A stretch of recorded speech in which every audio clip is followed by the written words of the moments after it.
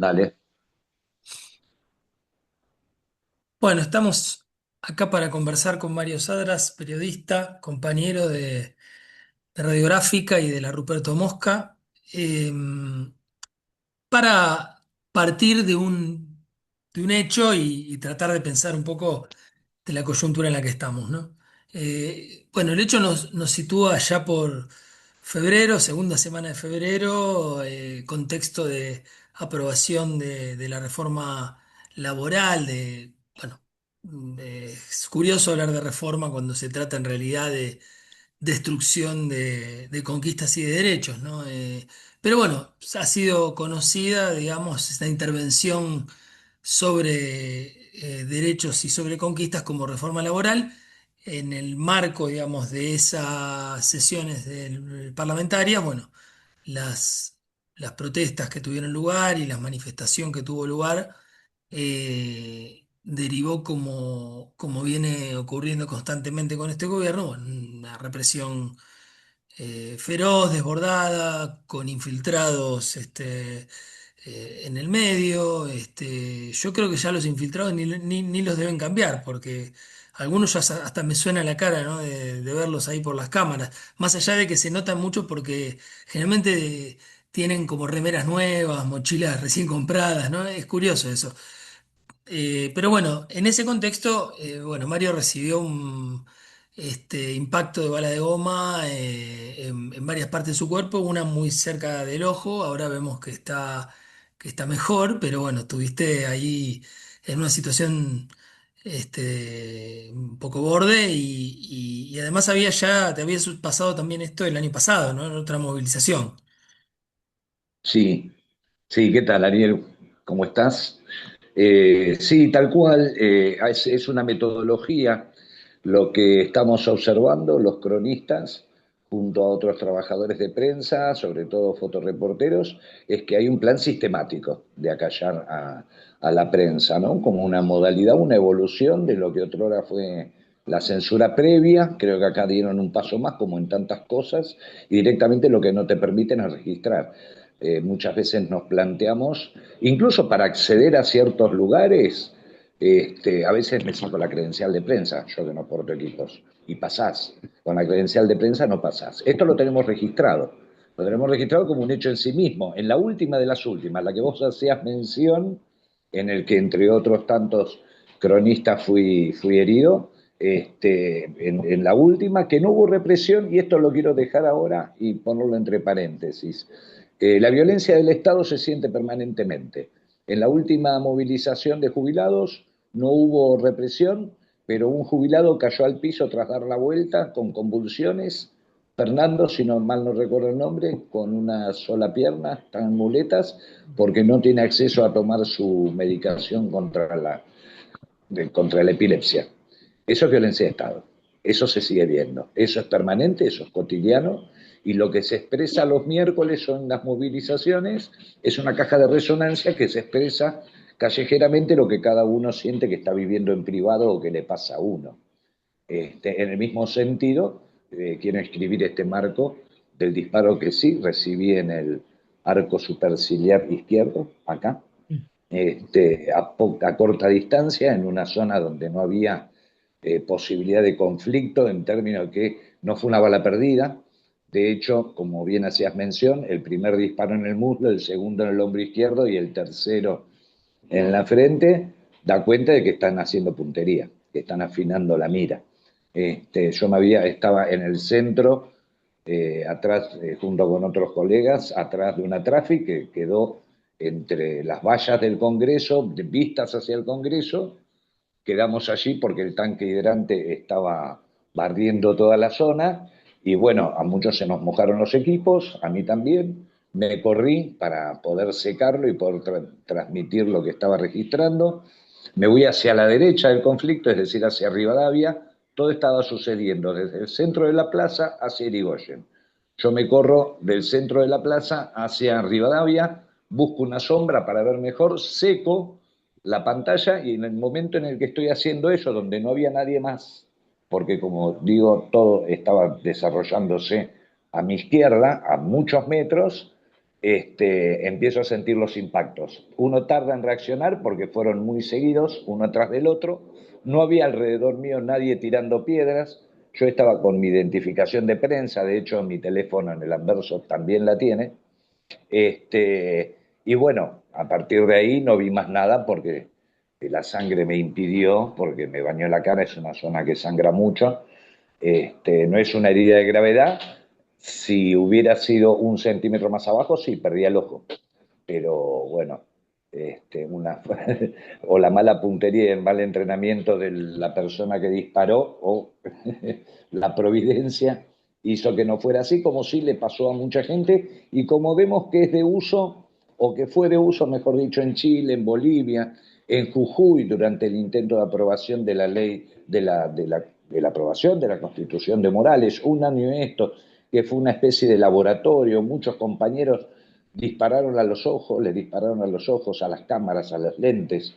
Es algo mucho más que, es algo mucho más que una bala o efectos colaterales de la represión. La prensa, los cronistas somos ya un objeto de tiro. Somos un blanco, no somos móviles, somos un blanco móvil, ¿no? Los mobileros.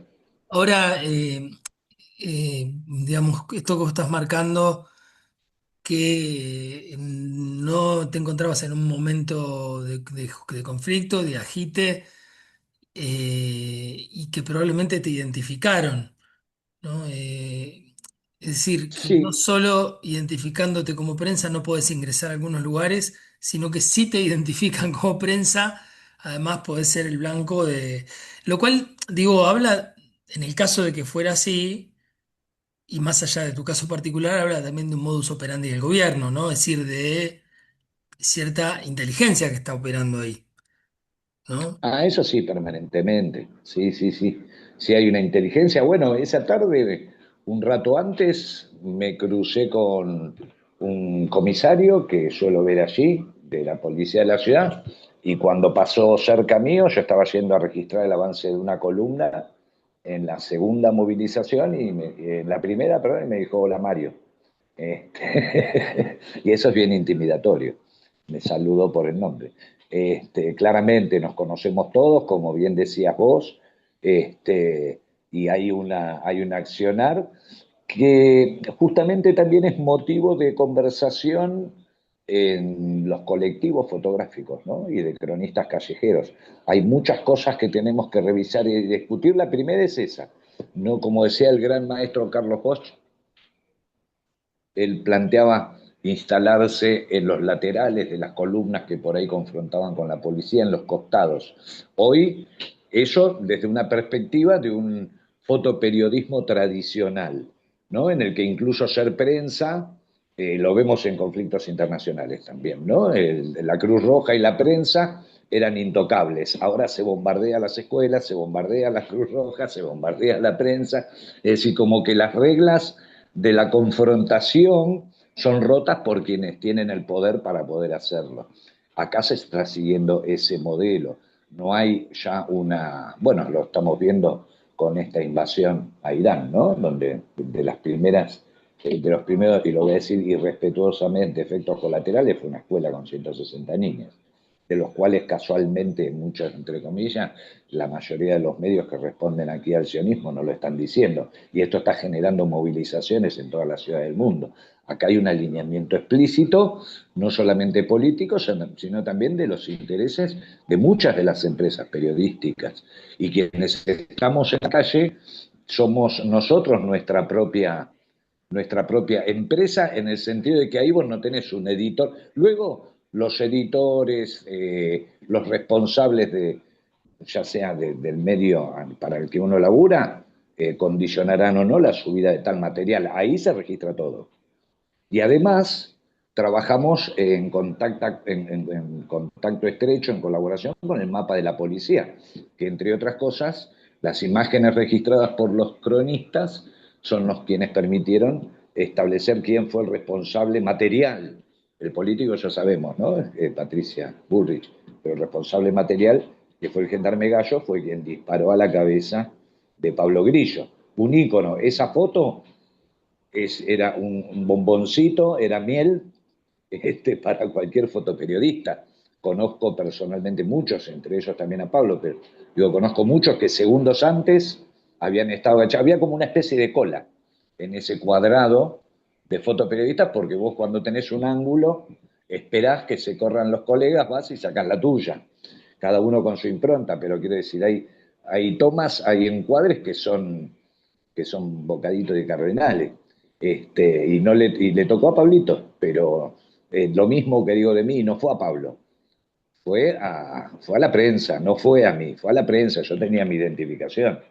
Entonces, y las veces, como también dijiste bien, no fue la primera vez, desde que empezó sí las veces anteriores, incluso en otros gobiernos, hay una trazabilidad que las otras veces que recibí disparos, una vez también muy significativo, fue en la Embajada de Venezuela, que fuimos a cubrir con el nombramiento de una canciller que no recuerdo el nombre ahora y que, bueno, se habían enfrentado ciudadanos y ciudadanas de Venezuela a favor y en contra, un cordón policial en el medio y los reprimidos fuimos los de este lado, los que sosteníamos la legitimidad, la legalidad del gobierno de la República Hermana de Venezuela. Pero lo que quiero decir con eso es que la misma, era así la misma ministra, era Patricia Bullrich. Es Ahora, decir, digamos, estaba pensando por otro lado que esta ruptura de los códigos, incluso del enfrentamiento, digo, ¿no? El enfrentamiento también supone códigos y sobre todo, bueno, cuando de un lado existen fuerzas que están reguladas, digamos, y que son parte del Estado y que por lo tanto tienen una responsabilidad mayor, digamos, ¿no? Es decir, algo que creo que todos aprendimos los años de plomo de la dictadura y años posteriores es, bueno, la imposibilidad de equivalencia, ¿no? Entre la violencia estatal y la violencia o la contraviolencia, digamos, de sectores de la población de acuerdo a cada situación, ¿no?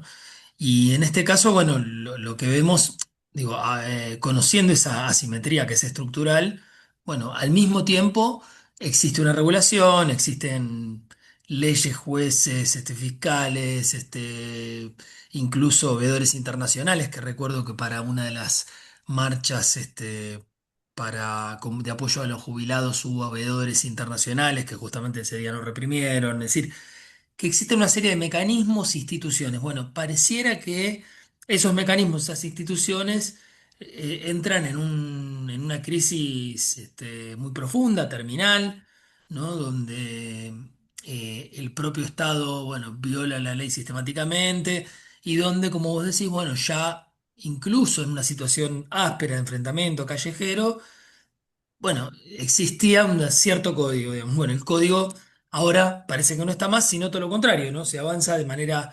amedrentadora, se busca a los ojos de manifestantes y en particular de trabajadoras y de trabajadores de la prensa, casi como una metodología, como una forma de ejercicio de terror, ¿no? Porque la verdad que es aterrador que te vayan que vayas a perder los ojos en una manifestación.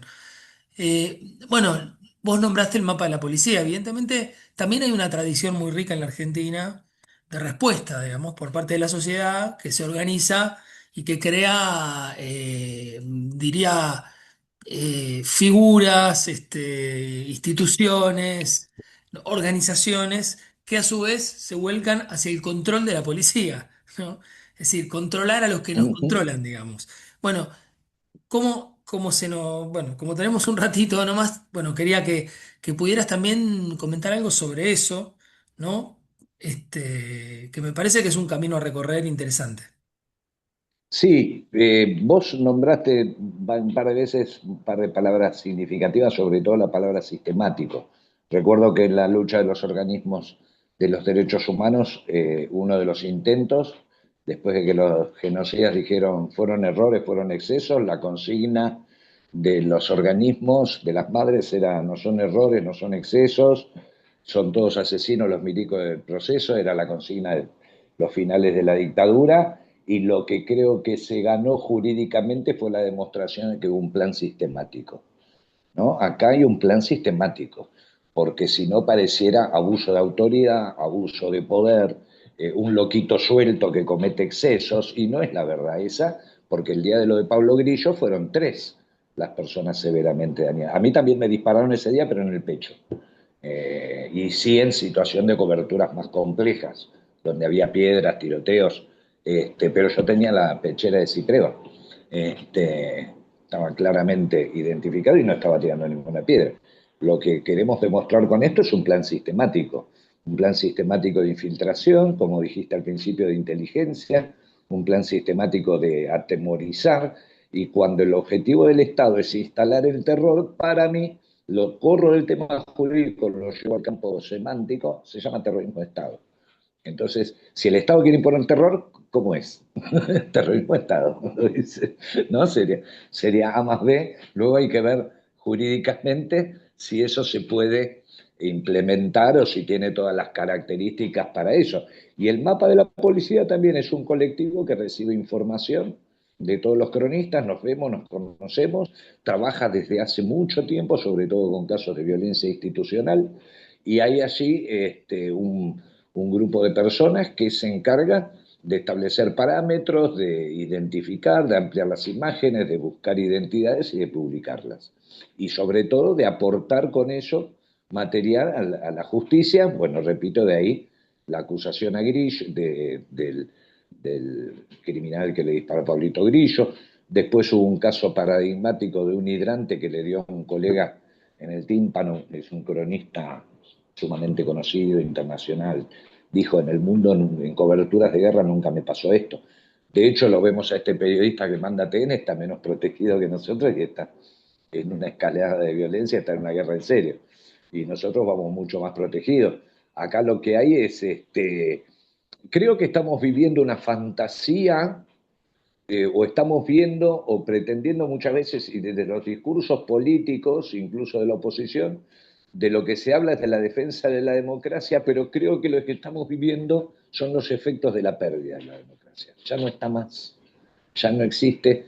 Viví la época del proceso, aprovecho, van a ser 50 años, yo tenía 16 años, era estudiante secundario de la UES, y el nivel de violencia y de encarnecimiento que hay en la calle, el nivel de violencia, Videla dijo en su momento que los desaparecidos, cuando le preguntaron la razón de los desaparecidos, él dijo que no podía fusilarse a la gente a plena luz del día porque la sociedad no lo hubiera tolerado. Creo que este gobierno está buscando algo superador de eso, está buscando que sí, no se ocupan de que no se note, no se ocupan de que no se vea.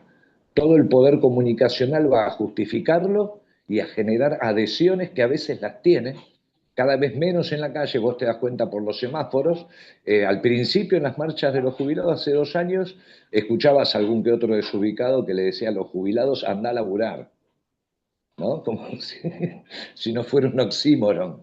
Pero ya no sucede. Ya los bocinazos son de adhesión, ya hay gente que está en la calle y que en el ida o vuelta a su trabajo se suma, a pesar de que no hay un número todavía masivo, pero sí son marchas populares, sí son significativas, sí son un foco encendido y un faro en el camino que hay que recorrer hasta que las distintas, y yo creo que ahí está la muestra también, ¿no? Que no haya una expresión orgánica institucional de la política, nos deja al campo popular, nos deja a las militancias, a los cronistas y a todos, porque hay que recordar también que a los periodistas se les quitó el estatuto, se los precarizó, están sometidos a los mismos regímenes laborales sin los convenios colectivos que cualquier otro trabajador, eso también es violencia institucional.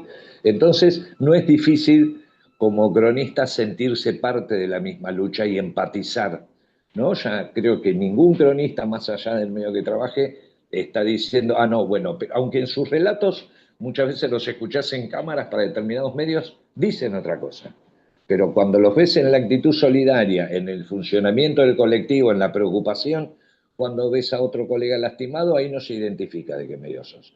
Esto quiere decir que claramente son todos laborales, ningún cronista llega al Rolls Royce, sea del medio que sea, mira que antiguo, ¿no? Ningún cronista llega en un coche último modelo, a las marchas y con chofer y se baja y le pone la alfombra. Son todos laburantes que están 8 y 10 horas, que respiran el gas, que reciben los palos, que están precarizados, algunos ganarán más que otros, muchos ganarán según convenio que ya no existe, el que no todavía no está precarizado ya lo estará, porque las empresas periodísticas no van a perder esa oportunidad, pero quiero decir que todo este sistema está denunciándonos y creo que es la manera de decirlo ya no solamente en términos de contar lo que está pasando, sino como cronistas advertir lo que va a pasar. Y creo que ahí está el verdadero peligro de lo que somos y por lo cual se nos ataca también. Porque Mm. estamos formando colectivo, porque estamos formando lazos con quienes se manifiestan, porque somos parte de lo mismo, porque salteamos las líneas editoriales de las empresas y porque lo que te muestra una cámara es inapelable, ¿no? Sí, sí, me, me- me parece difícil no recordar las imágenes de los asesinatos de Costec y Santillani La y, crisis causó dos nuevas muertes, sí, decía, sí, la tapa esa ¿no? de Clarín y el La efecto que foto del querido produjeron, Pepe ¿no? Mateos. Sí, no, Claro, no, no pudieron con eso. Pero bueno, no, me parece que estamos ya de tiempo, pero bueno, gracias por tu no a testimonio, vos. por tu reflexión. Y bueno, es una militancia también de muchos años que te conocemos y sabemos el laburo que haces y la importancia de ese laburo y además la decisión de poner el cuerpo. Bueno, me parece que estaría bueno de todos modos que te cuides y eso ya va más del lado amistoso y, y en algún punto dejar también como idea que hay plan sistemático del otro lado, pero nosotros también tenemos nuestros métodos, nuestros planes y como vos decís, bueno, las redes y los lazos que se van afianzando y me parece que ahí hay una clave también para no quedarnos en ese lugar de la impotencia, ¿no? En el que yo creo que la explicitación y la obscenidad con la que se manejan pretende de algún modo generar el efecto de la impotencia, ¿no? Y del miedo. Y me parece que nosotros tenemos en ese sentido una inteligencia colectiva que nos precede, una historia, una tradición y bueno, y un imaginario que, que está en construcción, ¿no? Que a veces no lo vemos, pero bueno, Mm, que está ahí.